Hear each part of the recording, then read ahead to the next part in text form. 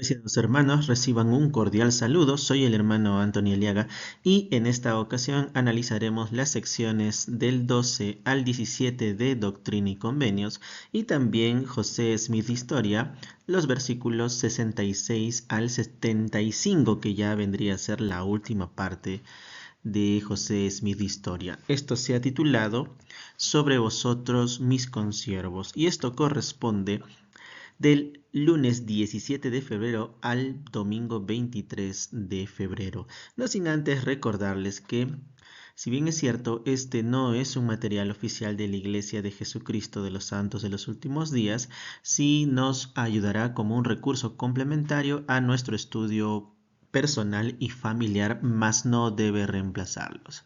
Hemos utilizado el manual oficial de Ven Sígueme y los complementarios como el libro Santos, tomo 1, que el mismo Ven Sígueme recomienda, y los manuales de institutos de religión para que podamos enriquecer esta información. Sin más preámbulo, empecemos. Bien, hagamos rápidamente una cronología. Vamos a hablar primero de Joseph Knight, quien es amigo cercano de José Smith. Vamos a ver un poquito la historia de ellos y cómo se hace mención de él también en la sección número 12. Otra parte importante que también analizaremos será la visita de Juan el Bautista a Oliver Cowdery y José Smith, quien les otorga el sacerdocio arónico o sacerdocio menor y las cosas que necesitaban hacer ya con este sacerdocio restaurado. Luego, la última parte que veremos en las secciones del 14 al 17, la revelación que se le da a David Whitmer y sus hermanos en cuanto a la voluntad del Señor para ellos y lo que debían hacer o la parte de sus deberes en cuanto a la restauración del Evangelio de Jesucristo. Empecemos. Puedo participar en la obra grande y maravillosa de Dios. Tanto Joseph Knight como David Whitmer querían saber cómo podían ayudar en la obra del Señor. Mientras leamos la respuesta del Señor a ellos en las secciones 12 y 14 respectivamente, qué principios y atributos cristianos encontraremos en estas secciones que pueden ayudar a que lo logremos. A ver, vamos a empezar con la sección 12, que es la revelación que el Señor le da a Joseph Knight por medio del profeta José Smith. Como pequeño preámbulo podríamos mencionar que Joseph Knight fue contratado por el padre de José Smith para trabajar en la granja que ellos tenían, ¿no? Bueno, todavía aun cuando José Smith era soltero, estamos hablando del año de 1826, y ellos llegan a ser bastante cercanos. Ahora en el contexto, pues estamos en el año de 1829 y bueno, todo lo que vamos a analizar va a estar entre abril y mayo.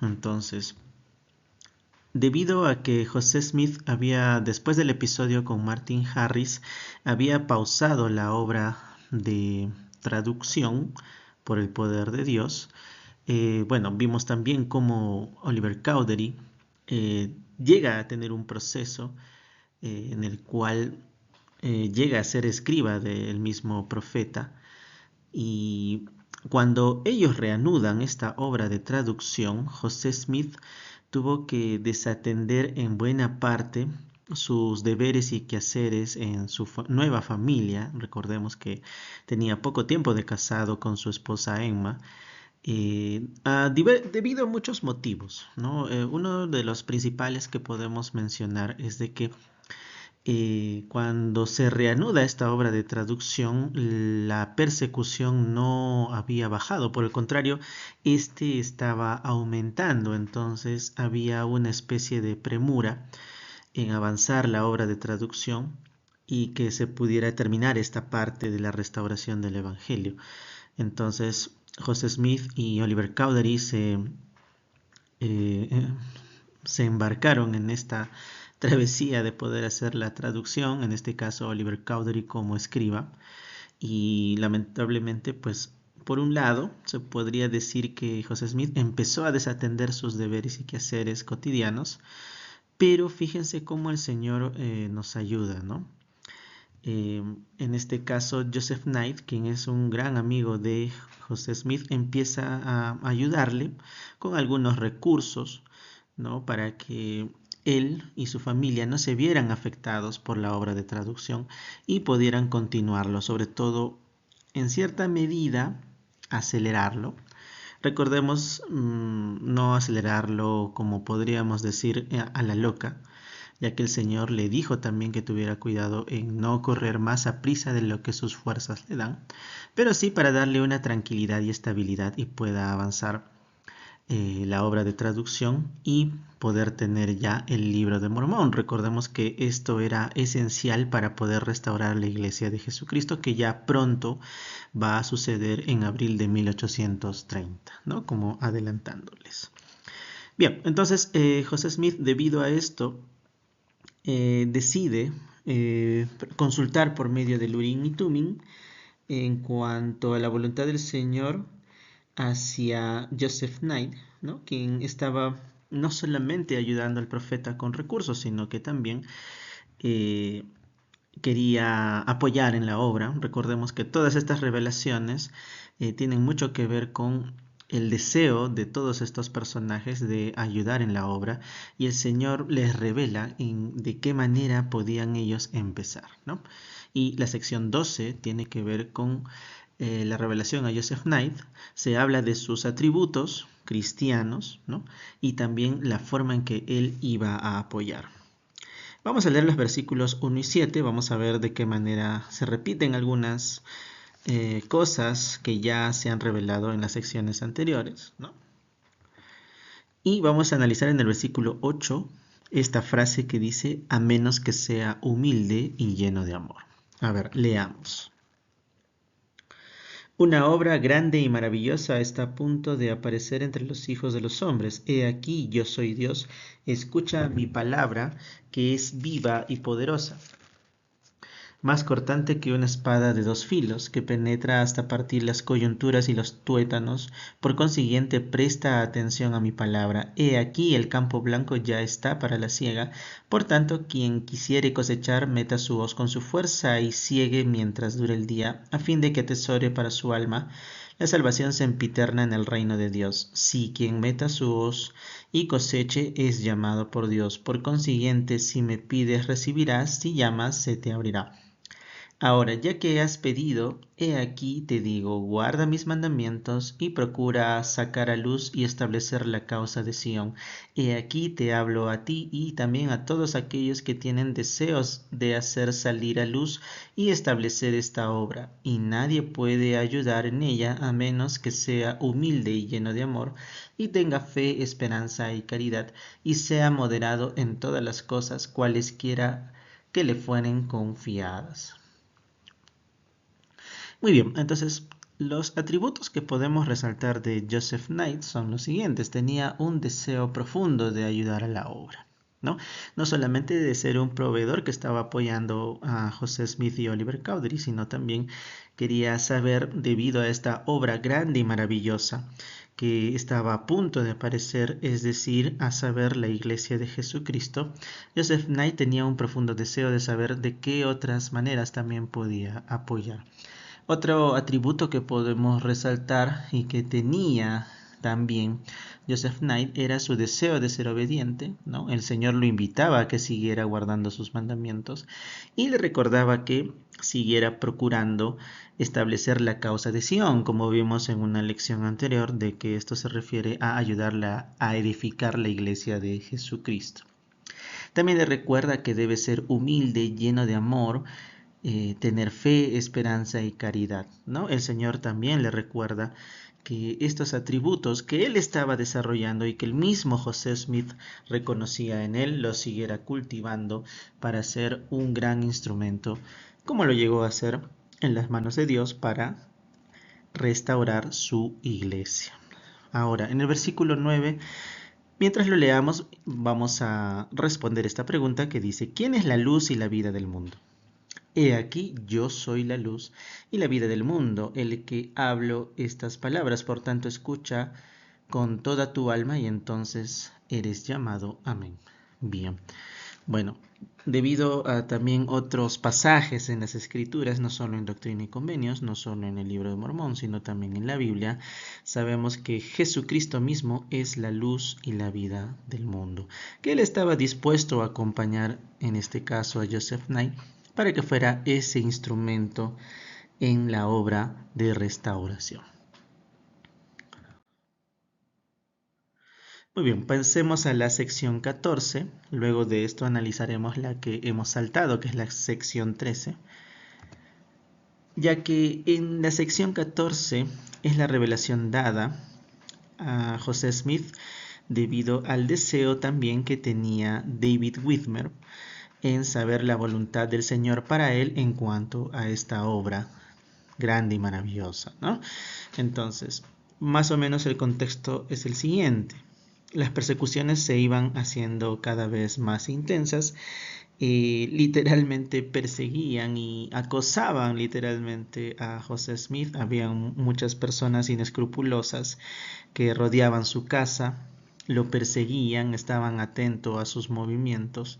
Literalmente era un acoso, ¿no? Hoy en día eso, pues en muchos países está penado, ¿no? De que alguien te vigile así y esté cerca de tu casa y esté pendiente de tus movimientos, pues ahora tenemos pues la facilidad de poder eh, denunciar si estamos experimentando esto, ¿no? Pero sin embargo, en aquella época no era tanto así. José Smith recibía estas persecuciones. Siempre buscaban que él se descuidara para quitarle las planchas de oro. Él tenía que valerse de muchos recursos en su propia casa para poder mantenerlas a salvo, con la ayuda de Oliver Cowdery, claro está. Pero las persecuciones se intensificaban. Entonces Oliver Cowdery sintió el poder contactarse, comunicarse con la familia de David Whitmer y que pudieran apoyarlos en este caso con recibirlos un tiempo más para terminar la traducción del Libro de Mormón.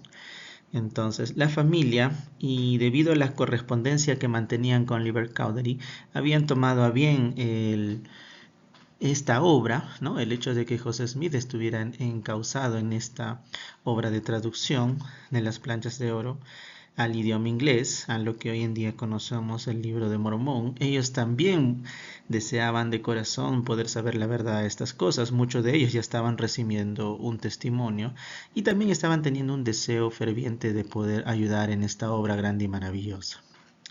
Y en el caso de David Whitmer es que el que podríamos decir presentó un poquito más de fe en comparación al resto de la familia. Y es por esa razón que José Smith, debido al deseo de David Whitmer, hace la consulta en cuanto a la voluntad del Señor para David Whitmer y es lo que tenemos hoy en día como la sección 14. Vamos a analizar de la misma manera. Vamos a ver que en los versículos del 1 al 7 las frases son muy parecidas a las que acabamos de leer en la sección 12. Entonces vamos a leer desde el versículo 7 y vamos a analizar algunas frases como esta de aquí que dice: si guardas mis mandamientos y perseverar hasta el fin. Leamos. Y si guardas mis mandamientos y perseveras hasta el fin, tendrás la vida eterna, que es el mayor de todos los dones. Fíjese cómo ratifica, aunque está en otro orden, pero ratifica lo que también ya se había mencionado en las secciones anteriores, con otros personajes como Hyrum Smith, como el mismo Oliver Cowdery y como Joseph Knight que acabamos de leer en la sección 12, ¿no? Los invita siempre a ser obedientes, a guardar los mandamientos del Señor y perseverar hasta el fin, es decir, mantenerse en ese afán de ser obedientes a los mandamientos hasta el final de nuestros días en la tierra. Es una invitación que también es para nosotros y que deberíamos también tenerlo presente. En la sección 8 dice esta frase: si pides al Padre en mi nombre con fe. A ver, la leeremos y analizaremos. Versículo 8 dice: y acontecerá que si pides al Padre en mi nombre con fe, creyendo, recibirás el Espíritu Santo, el cual inspira a hablar. para que seas testigo de las cosas que oirás y verás, y también para que declares el arrepentimiento a los de esta generación. Fíjense que aquí ya le está anticipando, y debido a la fe que iba manifestando David Whitmer, que vamos a decirlo así, de alguna manera era bastante notoria, y el Señor le estaba reconociendo eso, entonces ya le estaba anticipando que él sería un testigo especial, ¿no? Que siguiera pidiendo al Señor, en este caso a Dios el Padre, en el nombre de Jesucristo, con mucha fe, saber la verdad de las cosas y obtener el conocimiento necesario para que pueda ayudar en la obra de restauración, en esta obra grande y maravillosa. Y algo también interesante es que le recuerda también que lo que va a hacer es declarar el arrepentimiento a los de aquella generación. Ahora, en los versículos del 9 al 11 vamos a encontrar una palabra relativamente nueva, ¿no? Que es la palabra gentil o gentiles.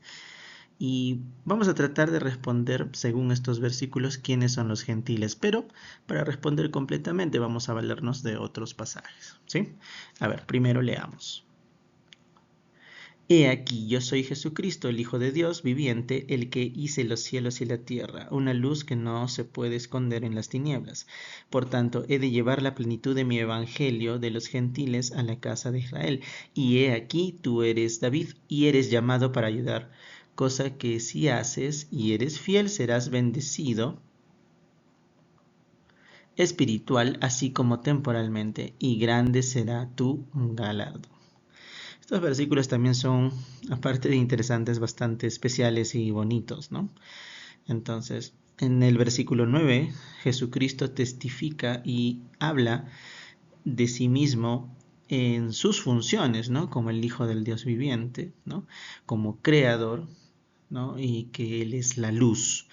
Es algo muy especial porque Jesucristo declara sus funciones, las que Él siempre ha recordado, sí, muchas veces a las personas, y que no nos olvidemos de que Jesucristo tiene el poder necesario para efectuar cualquier obra, justa, obviamente.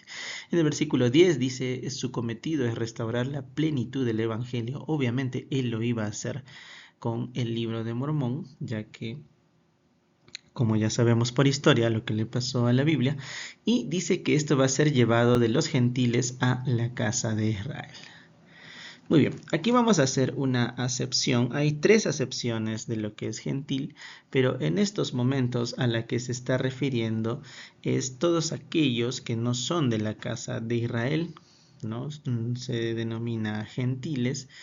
Y la otra acepción es de que aquellos que de alguna manera no conocían el Evangelio, pero en estos momentos, gracias a la restauración de la plenitud del Evangelio, estaban obteniendo estas escrituras, y esta restauración comprende el dar a conocer a Jesucristo a los israelitas. Tarde o temprano se iba a llegar a ellos para testificarles de Jesucristo y restaurarlos, ¿sí? Muy bien. Y en el versículo 11, he aquí tú eres David y eres llamado para ayudar, cosa que si haces y eres fiel serás bendecido espiritual como temporalmente. Mira qué promesas bastante bonitas, ¿no? Y es la promesa que el Señor, si bien es cierto, le estaba haciendo en estos momentos a David Whitmer, es la misma promesa que nos puede hacer a cada uno de nosotros. Él está dispuesto a bendecirnos y nosotros estamos comprometidos con su obra. Entonces, fíjate que el Señor, si observa, porque Él conoce nuestros corazones y nuestros pensamientos, observa que estamos dispuestos a servir en esta obra grande y maravillosa. Él está dispuesto a bendecirnos, y no solo en lo espiritual, sino también en lo temporal, para que nosotros alcancemos gozo en esta vida y podamos saber y aumentar nuestro testimonio de que Dios está literalmente pendiente de nosotros. Jesucristo envió a Juan el Bautista para restaurar el sacerdocio arónico. Juan el Bautista llamó a José Smith y Oliver Cowdery sus consiervos. ¿Qué crees que significa ser consiervo de Juan el Bautista?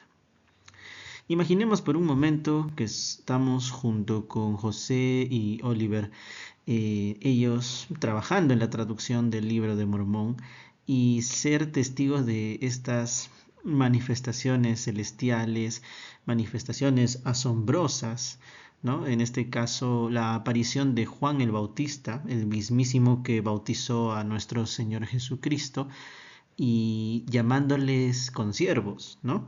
Recordemos que Juan el Bautista se sentía, digámoslo así, un tanto intimidado cuando él sabía que tenía que bautizar a nuestro Salvador. Él se sentía de alguna manera y él decía, bueno, Jesucristo mismo debería ser quien me bautice a mí, pero sin embargo, eh, él me pedía que lo bautizara. De hecho, había una relación familiar. Juan el Bautista y Jesucristo eran primos, eh, pero Jesucristo le dice, bueno, permítelo ahora porque es conveniente cumplir con toda justicia, ¿no? Entonces él tuvo una misión especial. Esta misión especial que tienen algunos personajes, incluso algunos profetas, se les llama Elías. Bueno, Elías como título, mas no como nombre. Juan el Bautista era un Elías. Él había sido enviado para preparar el camino del ministerio del mismísimo Jesucristo, ¿no? Y siendo un personaje especial, ya un ser resucitado, bueno, descendió en calidad de ángel, ¿no? Ya como un ser resucitado y decirle consiervos, ¿no? Y bueno, yo creo que ellos, si bien es cierto, aparte del asombro de tener esta aparición, se dieron cuenta de la misión especial que ellos tenían. En este caso, la restauración de todas las cosas, como menciona Hechos 3:21, ¿no? Y son parte de este trabajo. Ahora, nosotros también somos consiervos, sí, y lo llegamos a hacer en la medida que vamos cumpliendo la voluntad del Señor. Somos parte, somos partícipes de la restauración del Evangelio de Jesucristo. Recordemos en una lección anterior que también mencionamos que la restauración no estaba terminada. Hay detalles que todavía se deben seguir realizando. Estamos proclamando el Evangelio a nivel mundial, estableciendo la iglesia en lugares que incluso todavía no está presente, ya lugares cada vez menos, cada vez más alejados, pero aún así hay una obra que cumplir y la restauración se debe dar en todo el mundo, ¿no? Entonces, a medida que trabajemos en esa obra, en esa parte de la obra, nosotros también llegamos a ser consiervos del Señor, ¿no? En este caso, como miembros de la iglesia, desde nuestros llamamientos, en los que tenemos ahora, en los que hemos tenido y en los que vamos a tener, el Señor nos colocará para que podamos seguir restaurando su iglesia en los lugares aún donde no está, y también para que nosotros podamos recibir bendiciones por trabajar en su obra. Entonces, en cierta medida, nosotros llegamos también a ser consiervos no solamente de José Smith, Oliver Cowdery, sino también de seres especiales, como en este caso Juan el Bautista. Eso es lo que significa ser consiervo, es decir, trabajar en esta obra, estar todos unidos en la misma causa. Bien, entonces lo que le dijo Juan el Bautista a José Smith y Oliver Cowdery lo tenemos registrados en la sección 13 de Doctrina y Convenios. Es tan solo un versículo, pero hay tanto que analizar. Bueno, trataré de ser breve, ya que hay muchas cosas de las que podemos hablar, pero sí lo sustancial para que nosotros podamos entender un poco más y sobre todo para los que estamos preparando la lección de la escuela dominical, ¿sí? Entonces, ¿por qué el sacerdocio menor se le llamaba sacerdocio arónico? Bien, para responder esta pregunta vamos a leer este versículo y vamos a responder esta pregunta y algunos otros detalles. La sección 13 dice: Sobre vosotros, mis consiervos, en el nombre del Mesías, confiero el sacerdocio de Aarón, el cual tiene las llaves del ministerio de ángeles y del evangelio de arrepentimiento, y del bautismo por inmersión para la remisión de pecados. Y este sacerdocio nunca más será quitado de la tierra hasta que los hijos de Leví de nuevo ofrezcan al Señor un sacrificio en rectitud. Este hecho, este suceso importante dio lugar el 15 de mayo de 1829. Hagamos un recuento rápido. Tanto José Smith como Oliver Cowdery y reiniciaron la traducción del Libro de Mormón el 9 de abril de este mismo año, 1829. Recordemos también que en una lección anterior dijimos que ellos tenían la inquietud de si debían volver a traducir las 116 páginas que se perdieron, más recibieron la respuesta de que no. De hecho, el Señor ya de una manera muy anticipada sabía que esto iba a suceder y que continuaran con la traducción, en este caso con el primer libro de Nefi, que es el primer libro del Libro de Mormón que tenemos hoy en día, y que esto iba a permitir de que no se extrañara estas 116 páginas perdidas.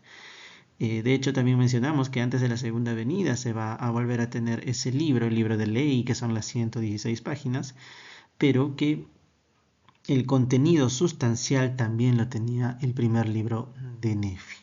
Y entonces continuaron con la traducción y este día, el 15 de mayo de 1829, lo que sucedió era que José Smith estaba traduciendo una parte en la que hablaba de algo muy importante que es el bautismo. Entonces cuenta la historia de que Oliver Cowdery le pregunta a José Smith ¿cómo debemos ser bautizados? ¿Cómo debe ser este acontecimiento para cada uno de nosotros? ¿De qué manera podemos realizarlo? ¿En qué consiste? Entonces fue una pregunta bastante interesante a la que José Smith accedió y le invitó a Oliver Cowdery a ir a orar. Bueno, ya sabemos que es el secreto por el cual nosotros podemos recibir revelación, es decir, orar y preguntar a Dios mismo con verdadera intención la verdad de todas las cosas. Bueno, en este caso su pregunta era en cuanto al bautismo, ¿cómo debía realizarse? ¿Cómo debían hacerlo? Ya que en la traducción, una de las partes decía que era necesaria, era obligatoria para que nosotros podamos alcanzar la salvación. Y bueno, como ha sucedido siempre, después de una oración ferviente, llena de fe, Oliver Cowdery, fueron cerca a este río llamado el río Susquehanna, que está cerca del lugar donde ellos estaban, en Harmony, Pensilvania, y recibieron la visita de Juan el Bautista, ¿no? Este ángel que descendió se presentó literalmente, les dijo que era Juan, el mismo que bautizó a nuestro Señor Jesucristo. Ahora, lo que hizo fue conferirles el sacerdocio menor, al cual también se le conoce como sacerdocio aarónico. Entonces, en la primera parte dice: sobre vosotros, mis consiervos, en el nombre del Mesías confiero el sacerdocio de Aarón. ¿Por qué lleva este nombre? Recordemos rápidamente. La historia dice de que Aarón, y bueno, había otro personaje no tan mencionado, pero sí también ayudaba a Moisés junto con Aarón. Se podría decir que vendrían a ser como los consejeros, como en la actualidad los conocemos, ¿no? Los ayudantes del mismo Moisés, que era el profeta en ese entonces, ¿no? Recordemos que cuando Moisés abrió los brazos para abrir el mar Rojo y el pueblo de Israel pasara por él, no fue tan solo un instante, ¿no? Sí tomó varios minutos en los cuales Moisés, y también debido a su edad, le costaba mantener los brazos abiertos, y fueron justamente Aarón y Hur los que lo ayudaron y lo sostuvieron para que el pueblo de Israel pudiera pasar, ¿no? Entonces, más adelante conocemos este episodio del becerro de oro, ¿no? Donde Moisés sube al monte Sinaí a hablar con el Señor, y debido a que él se tomó varios días, el pueblo empezó a inquietarse e importunar a Aarón, y Aarón pues tomó la decisión pues de hacer lo que conocemos, el becerro de oro, con las pertenencias, con el oro que tenían algunos miembros del pueblo de Israel, ¿no? Bueno, ya conocemos la historia. Moisés bajó del monte después de haber hablado con el Señor, y cuando encontró al pueblo en estado de idolatría y viendo a su mismísimo hermano participando de ello, pues se entristeció mucho y partió las tablas. Estas tablas hoy en día, y los vamos a estudiar en las siguientes secciones de Doctrina y Convenios también, y junto con el Antiguo Testamento, de que contenían el convenio del sacerdocio mayor, para que todo el pueblo de Israel, o bueno, todo varón por lo menos, pudiera recibirlo y poder ser partícipe de las bendiciones que traen este sacerdocio. Entonces, en vista de que Moisés se entristeció, se dio cuenta de que el pueblo aún no estaba preparado. Al momento de volver a subir al monte Sinaí, el Señor le revela los famosos 10 mandamientos y el convenio del sacerdocio menor, que es un sacerdocio preparatorio, para que todo el pueblo estuviera después preparado, valga la redundancia, para recibir este convenio mayor, el sacerdocio mayor, y así disfrutar de más bendiciones. Y le dijo al Señor, bueno, debido a que Aarón, tu propio hermano, fue quien eh, dirigió esta idolatría, en este caso el becerro de oro, para que pueda reivindicarse, él estará a cargo de este sacerdocio menor, será el principal de este sacerdocio, y por esa razón se le llama sacerdocio arónico, debido al hermano de Moisés, el sacerdocio de Aarón, o sacerdocio arónico, el sacerdocio menor, ¿sí? Entonces, bueno, lo que hoy en día conocemos como obispo presidente fue la nueva función que cumplió Aarón, ya que presidía sobre el sacerdocio menor, y junto con él sus hijos, y algo más que ahorita vamos a ver también. Ahora, ¿a qué se refiere con de que este evangelio tiene las llaves de tres cosas importantes? Bien, también debemos entender el concepto de llaves. Solo tiene dos, digámoslo así, definiciones, dos acepciones, que son las siguientes. Llaves se puede referir a los derechos que conllevan a cierto convenio, en este caso el sacerdocio. Esa es una parte, y la otra definición de llaves se refiere a el derecho de presidir, ¿no? En este caso, como acabamos de mencionar, el Señor había dispuesto de que Aarón fuera el que presidiera sobre este sacerdocio, ¿no?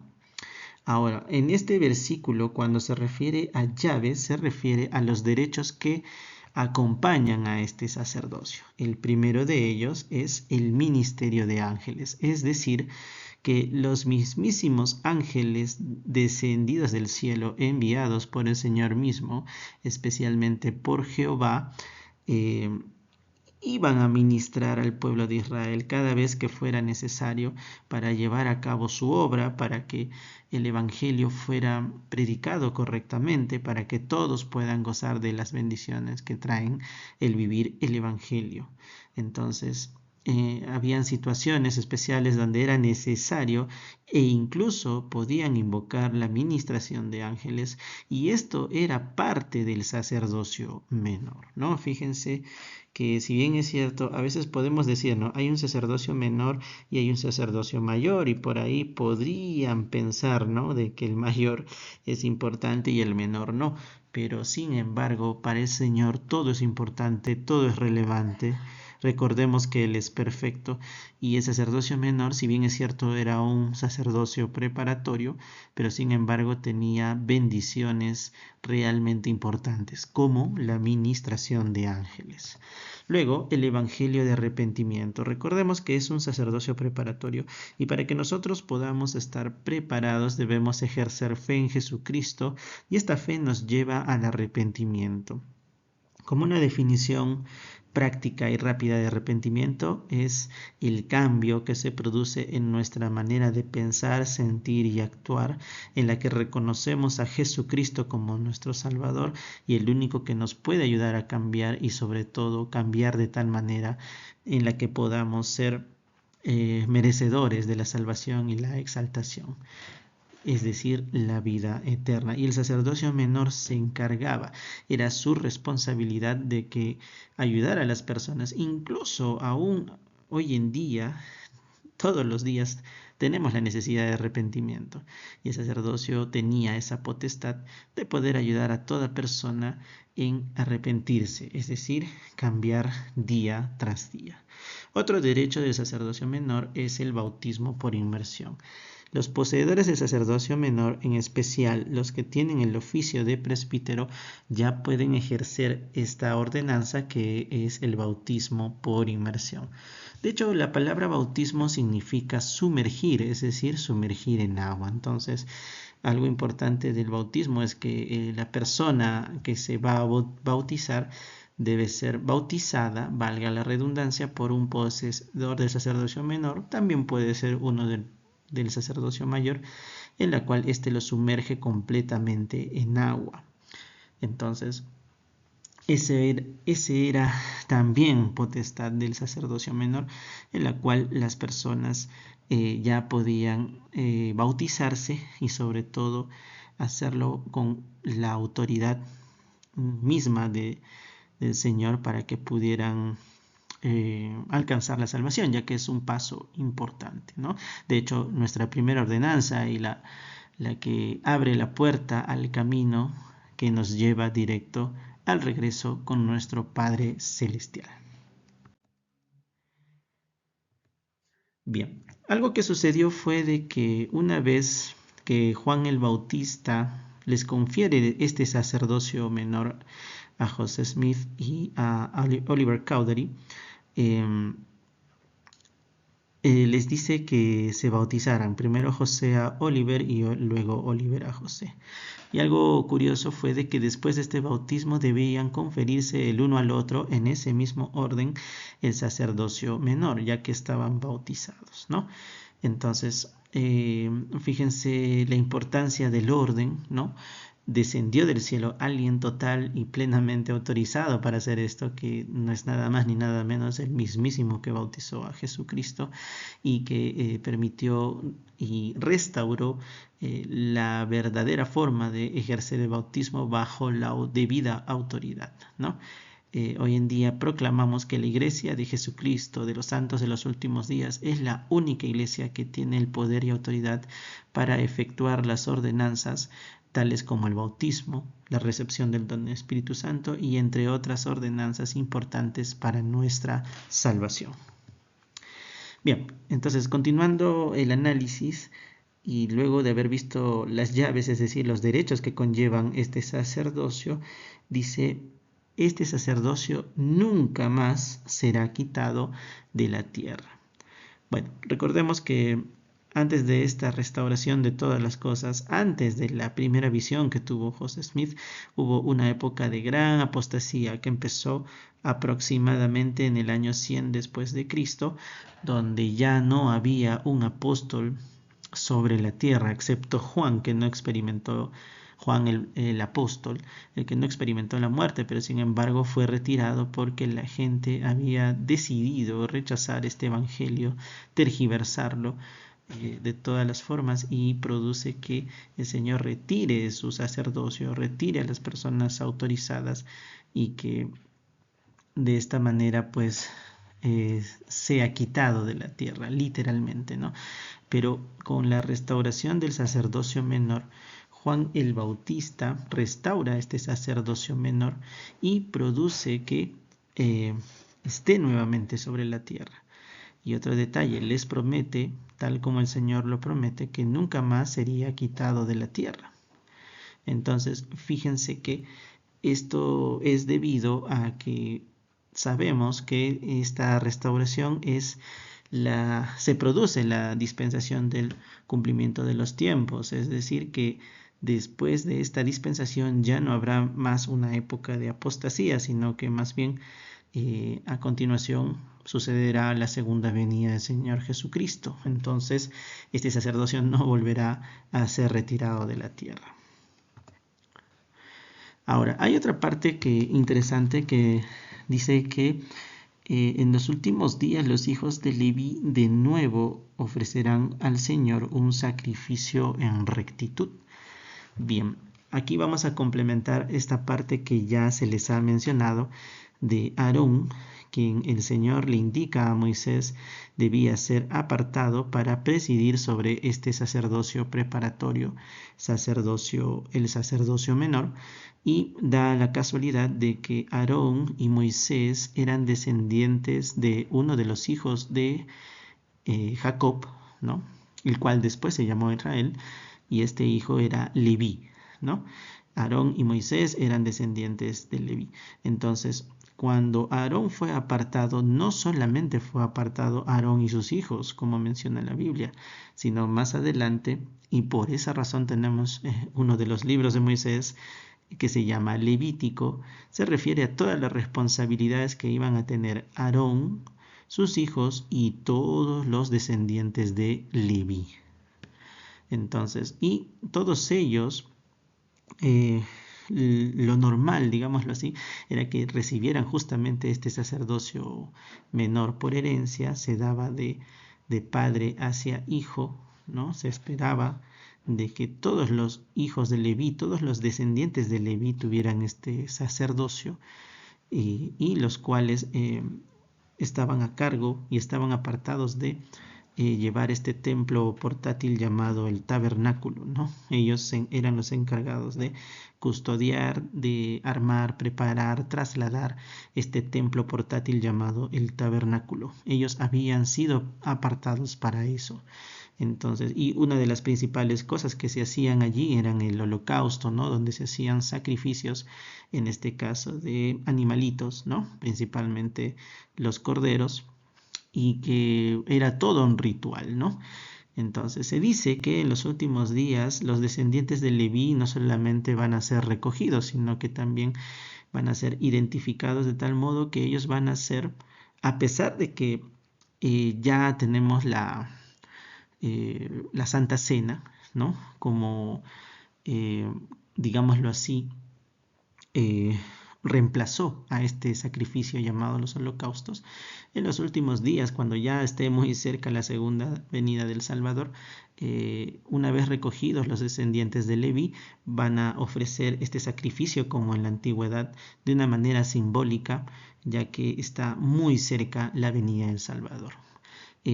Algo importante de todo esto mencionar, ya que los detractores siempre buscan algún detalle, bueno, en realidad nunca lo encuentran, pero esto del sacerdocio mayor y menor también lo encontramos en Hebreos, los capítulos 6 y 7, y buena parte de lo que les estoy mencionando también las mencionan allí, como ya para que si ustedes gustan puedan profundizar en este asunto. ¿Qué quiere decir que los hijos de Leví de nuevo ofrecerán un sacrificio en rectitud? Pues dijimos que cuando sean recogidos harán holocaustos ya como un indicador de que la segunda venida está bastante cerca. ¿Y qué son las llaves del sacerdocio? Ya lo mencionamos, pero lo indicamos nuevamente. Las llaves tienen dos acepciones. La primera es los derechos que acompañan al sacerdocio, ¿no? Los derechos y bendiciones y responsabilidades que acompañan al sacerdocio. Y la otra acepción es el derecho que tiene alguien de presidir sobre cierto grupo de sacerdotes, ¿no? Pusimos como ejemplo, Aarón fue apartado para presidir sobre este nuevo sacerdocio preparatorio llamado sacerdocio menor, sacerdocio arónico, también se le conoce como sacerdocio levítico e incluso uno más, el sacerdocio de Elías, pero no se refiere a Elías el profeta, sino Elías como título. Recordemos que Juan el Bautista era un Elías, es decir, un preparador, él preparó el camino, ¿no? Entonces, el sacerdocio menor tiene esa responsabilidad de prepararnos, en especial a los varones, de recibir el sacerdocio mayor. Las ordenanzas me dan acceso al poder de Dios. ¿Alguna vez te has preguntado cómo habría sido estar con José Smith y Oliver Cowdery en los principales acontecimientos de la Restauración? Es posible que comprendas al menos algo de lo que ellos sintieron. ¿Qué te impresiona de sus palabras? Ten en cuenta en particular las bendiciones que obtuvieron al recibir el sacerdocio y ser bautizados. ¿Qué bendiciones te ha dado el Salvador por medio de las ordenanzas del sacerdocio? Bien, algo muy interesante es dos cosas. Primero, Juan el Bautista, luego de conferirles el sacerdocio, también les dijo de que muy pronto, eso también lo vamos a leer en las siguientes secciones, iban a aparecer tres seres especiales, tres consiervos como Juan, Pedro, Santiago y Juan, tres apóstoles originales de Jesucristo, para conferirles el sacerdocio mayor. Entonces, y lo otro es de que luego de este episodio, Oliver Cowdery se quedó bastante impresionado, bastante asombrado. Luego, de hecho, se cuenta de que después de que se bautizaron y como se confirieron el uno al otro el sacerdocio menor, nuevamente, eh, empezaron a profetizar y sobre todo empezaron a profetizar en cuanto a la restauración del Evangelio y de esta obra grande y maravillosa que estaba a punto de aparecer entre los hijos de los hombres. Entonces, las palabras creo que no alcanzan para describir este acontecimiento, aún para Oliver Cowdery, quien empezó a ser testigo de manifestaciones celestiales, y luego de Juan el Bautista pasaron cosas interesantes también que vamos a estudiarlas, ¿no? Entonces, imagínense, ¿no? Que hubiera sido estar con ellos, ¿no? Eh, que hubiera sido también tener esas manifestaciones, ¿no? Yo creo que, si bien es cierto, no nos daría este testimonio, pero sí lo aumentaría, ¿no? Nos haría maravillarnos de todas las cosas que hace el Señor por nosotros, ¿no? Eso es lo más interesante. Todo lo que hace el Señor por nosotros, sus hijos, para que podamos volver a su presencia y sobre todo gozar de bendiciones, no solamente en la vida venidera, sino en esta misma vida, ¿no? El Señor está ahí cerca, dándonos todas las oportunidades necesarias para que podamos alcanzar estas bendiciones, ¿no? Entonces, todo este episodio también lo tenemos registrado en José Smith Historia del 66 al 75, que de hecho ya es la última parte de José Smith Historia. Y ahí se expresan, está registrado también las palabras de Oliver Cowdery, en resumen, el asombro que él tenía por lo que acababa de acontecer, ¿no?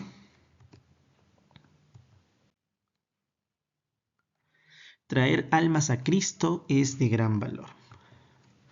¿Te has preguntado alguna vez cómo lo hicieron John y Peter Whitmer? Como lo hicieron John y Peter Whitmer, lo que sería de mayor valor en tu vida.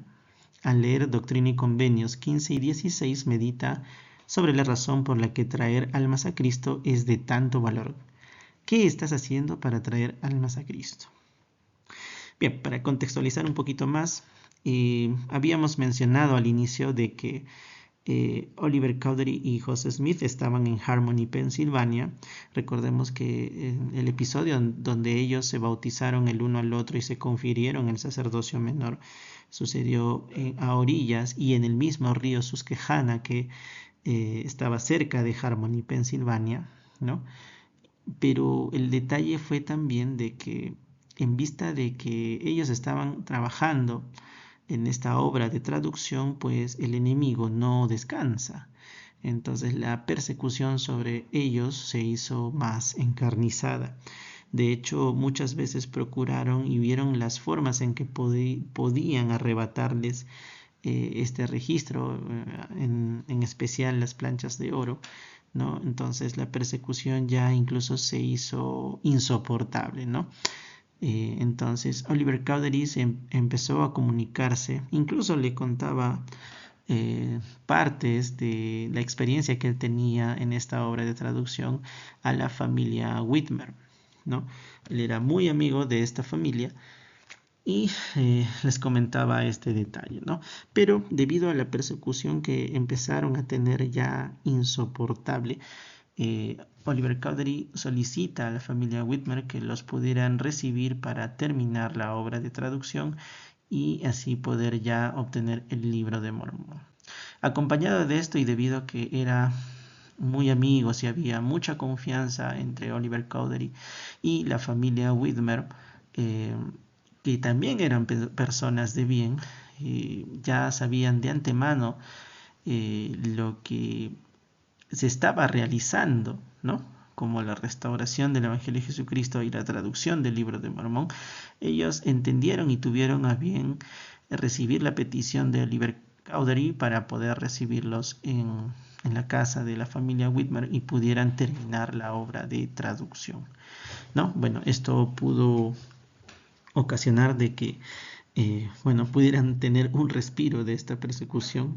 La persecución no cesó, pero sí disminuyó de tal manera que pudieron terminar la traducción, ¿sí? Entonces, las secciones 15 y 16 son prácticamente iguales. Lo único diferente son los nombres a los cuales se dirige. En este caso, la sección 15 se dirige a John Whitmer y en la sección 16 se dirige a su hermano Peter Whitmer, ¿no? Entonces, vamos a analizar algunos detalles. Las dos secciones son bastante cortas, pero hay algunos detalles que podemos analizar. ¿Qué significa la frase "mi brazo cubre toda la tierra"? Como dice en el versículo 2. A ver, vamos a leer los versículos 1 y 2 y responderemos esta pregunta. Sección 15. Dice: da oído, mi siervo John, y escucha las palabras de Jesucristo, tu Señor y Redentor, pues he aquí te hablo con claridad y con poder, porque mi brazo cubre toda la tierra. Bien. Al igual que en este versículo y muchos pasajes en la Biblia, también incluso el brazo del Señor se refiere a su fuerza, en este caso su poder, y le recuerda, bueno, si bien es cierto, esta revelación es específicamente para John y Peter, pero también puede aplicarse para cualquier persona que está con el deseo de servir al Señor y sobre todo trabajar en esta obra de restauración en la iglesia de Jesucristo, ¿no? Entonces, el brazo del Señor se refiere a su poder y nos recuerda que está sobre toda la tierra, o sea, no hay nada que se le escape al Señor, ¿no? Recordemos que Él también fue quien creó, el mismo que creó este mundo, por lo tanto lo conoce y sobre todo tiene toda potestad debido a su gran poder. También dice: te declararé lo que ningún hombre sabe. Vamos a ver a qué se refiere eso en los versículos del 3 al 5. Y te declararé lo que ningún hombre sabe, sino tú y yo únicamente, porque muchas veces has deseado saber de mí lo que para ti sería de mayor valor.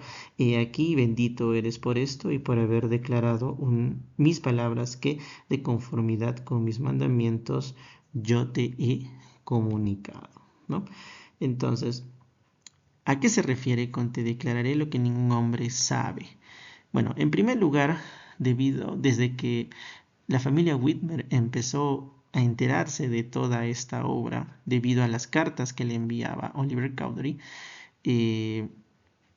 ellos también siguieron el proceso, desearon saber la verdad, le consultaron a Dios si estas cosas eran verdaderas, recibieron su respuesta y el testimonio de que sí era la obra del Señor, y tenían el deseo también de participar, como todos los anteriores que hemos mencionado, tenían el deseo de participar en esta obra. Pero había algunas preguntas interesantes, ¿no? Porque ellos querían saber, por ejemplo, de qué manera podían participar, ¿no? Entonces, el Señor les dice: bueno, tú me has consultado muchas veces, te he dado muchas respuestas, y si sigues en ese camino y en ese deseo de participar en la obra, te voy a declarar aún cosas que ningún hombre sabe incluso, ¿no? O en otras palabras, pues que así nomás cualquiera no sabe, excepto el que tiene un deseo ferviente de saber la verdad y trabajar en su obra, ¿no? Son las palabras del mismo Salvador que le dice a John Whitmer y a Peter Whitmer, ¿no? Por esa disposición que tiene, incluso le dice: bendito eres, ¿no? Incluso les va anticipando de que hay algo que debe ser de mayor valor para ellos, ¿no? Y estas escrituras también dan a entender de que una de las preguntas que ellos se hacían era de, bueno, dentro de toda esta obra, ¿cuál es lo de mayor valor, ¿no? Entonces, el Señor les dice que la cosa que será de máximo valor para ti. Entonces vamos a leer el versículo 6 que dice: y ahora bien, aquí te digo que lo que será de mayor valor para ti será declarar el arrepentimiento a este pueblo, a fin de que traigas almas a mí, para que con ellas reposes en el reino de mi Padre. Amén. Entonces, fíjense qué interesante, ¿no? ¿Por qué se está haciendo esta obra? ¿Por qué se ha restaurado la Iglesia de Jesucristo y todas las cosas restauradas que conllevan la restauración del Evangelio de Jesucristo? Pues para salvar almas, para rescatarlas, para juntarlas, para traerlas, ¿no? Entonces, la cosa de mayor valor, no solamente para John y Peter Whitmer, sino para cada uno de nosotros, es que nosotros traigamos almas al Señor. Eso es lo de mayor valor. Ese es el porqué de toda esta obra. Traer almas a Cristo. Eso es lo de mayor valor para cada uno de nosotros. El Señor se vale de testigos para establecer su palabra. ¿Qué es un testigo? ¿Por qué el Señor se vale de testigos en su obra? Aquí vamos a hacer mención de 2 de Corintios 13, capítulo 13 y versículo 1, ¿no? Pero aunque no es la única escritura, hay muchos pasajes donde el Señor declara que toda obra o la verdad se establecerá por boca de 2 o 3 testigos. Y de hecho, desde la ley de Moisés se sabe esto, ¿no? De que toda verdad se establece por boca de 2 o 3 testigos, ¿no? Y el libro de Mormón no iba a ser la excepción. José Smith no iba a ser el único que iba a tener el privilegio de saber la verdad, es decir, en este caso el libro de Mormón, sino que el Señor estaba preparando a personas para que fueran testigos ante el mundo de que esta obra es verdadera, ¿no? Y se cumple esta escritura que lo tenemos en el Nuevo Testamento, y que también en otros pasajes ratifica que deben haber testigos, ¿no? Es decir, personas que también pueden dar fe de que algo es verdad, ¿no? Entonces, ¿y por qué el Señor se vale de estos testigos? Vamos a leer también en estos versículos, aparte de lo que ya previamente sabemos, pues también explica por qué es necesario estos testigos, que vamos a responderlo en unos momentos. A ver, ¿qué vieron los 3 testigos? Vamos a ver, ¿no? Bueno, a saber, los 3 testigos son, ¿no? Oliver Cowdery, David Whitmer y Martin Harris, el mismo Martin Harris, ¿no? Entonces, fíjense que ellos llegan a ser los 3 testigos del libro de Mormón. ¿Y testigos de qué? Vamos a leer en el versículo 1. He aquí os digo que tenéis que confiar en mi palabra, y si lo hacéis con íntegro propósito de corazón, veréis las planchas, el pectoral, la espada de Labán, el Urim y Tumim, que le fue dado al hermano de Jared en el monte, cuando habló cara a cara con el Señor, así como los directores milagrosos que recibió Lehi mientras se hallaba en el desierto en las inmediaciones del Mar Rojo. Fíjense qué interesante, ¿no? Entonces, no solo fueron testigos de las planchas de oro, de las cuales tenemos el libro de Mormón, sino que también habían otras cosas especiales, como por ejemplo el pectoral. El pectoral es un, llamémoslo así, instrumento, es un pectoral literalmente, es decir, una armadura, digámoslo así, que cubría el pecho, ¿no? Y en ella se colocaban estas otras 2 piedras especiales llamadas Urim y Tumim, ¿no? Que eran utilizados por los profetas y videntes para que por medio de ellas el Señor les revelara su voluntad. Incluso también les daba a conocer cosas del pasado, del presente y del futuro, ¿no? Cosa que también es una de las tantas funciones que tiene un profeta. También dice que fueron testigos, observaron la espada de Labán, ¿no? Que en la historia nos comenta el primer libro de Nefi. Los invito a leer esa parte que está en los primeros capítulos a modo de tarea y como recordando qué era la espada de Labán, ¿no? Y también nos menciona los directores milagrosos, refiriéndose a la Liaona, que es el instrumento que el Señor le dio a Lei, Nefi y su familia para que pudieran ser guiados a través del desierto y llegar a la tierra prometida, que en este caso era el continente americano.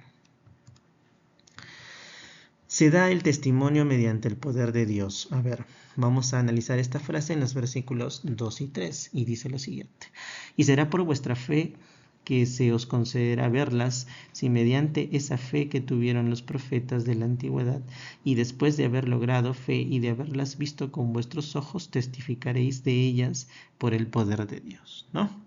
Entonces, obviamente los 3 testigos tuvieron la oportunidad de ver de esto, pero también el Espíritu les iba a confirmar sobre la veracidad de estas cosas, ¿no? De que era necesario tener estos testigos ante el mundo para que pudieran testificar, para que pudieran revelar estas verdades al mundo entero, ¿no?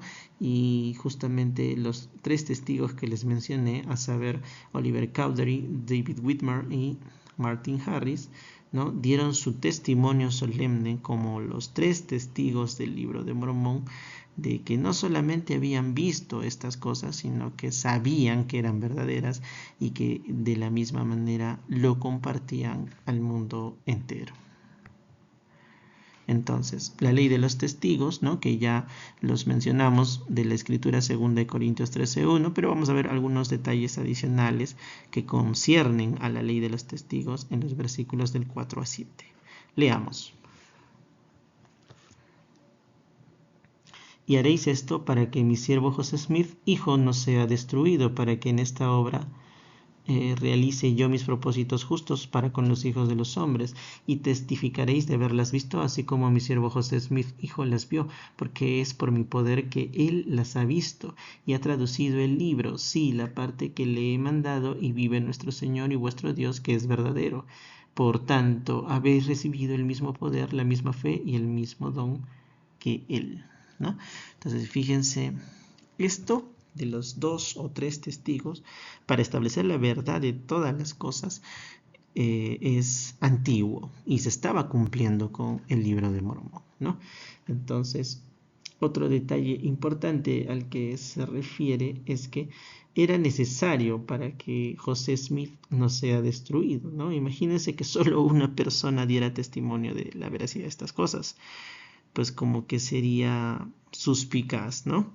Pero aparte de José Smith, hubieron otros 3 testigos especiales. Más adelante también hubieron otros 8, en total 11 testigos que tuvieron la oportunidad de dar su testimonio de la veracidad del Libro de Mormón. Leeremos en los versículos 8 y 9, dice, y analizaremos la frase que dice, porque mi gracia os es suficiente. A ver, leamos. Y si cumplís estos últimos mandamientos míos que os he dado, las puertas del infierno no prevalecerán en contra de vosotros, porque mi gracia os es suficiente y seréis enaltecidos en el postrer día. Y yo, Jesucristo, vuestro Señor y Dios, os he hablado a fin de realizar mis propósitos justos para con los hijos de los hombres. Interesante, ¿no? Entonces, recordemos que nosotros no somos perfectos. Recordemos que el Señor nos manda a cumplir todos los mandamientos, ¿no? Y la promesa es de que las puertas del infierno no prevalecerán en contra de nosotros, ¿no? Entonces, imagínense, ¿no?, que si bien es cierto, el Señor nos pide tener la responsabilidad suficiente para leer el Libro de Mormón, leer las Escrituras y todos los mandamientos, pero que aún así nosotros somos imperfectos, ¿no? Entonces, en ese caso es donde justamente entra a tallar la gracia del Señor, ¿no? Que de alguna manera y debido a su sacrificio expiatorio podía contrarrestar esos detalles, ¿no? Muy bien, entonces más adelante Ya sabemos que los 3 testigos y los otros 8 testigos dieron su testimonio en el libro de Mormón. Están registrados allí como el testimonio de los 3 testigos y el testimonio de los 8 testigos, que los invito a repasarlos, a leerlos, a entenderlos aún más de lo que ya quizás hayamos entendido, para fortalecer nuestro testimonio y sobre todo ayudar a las personas a que justamente trabajen en la obra del Señor, en su Evangelio, con la mayor y mejor disposición posible. Termino como mi testimonio de que sé que estas cosas son verdaderas.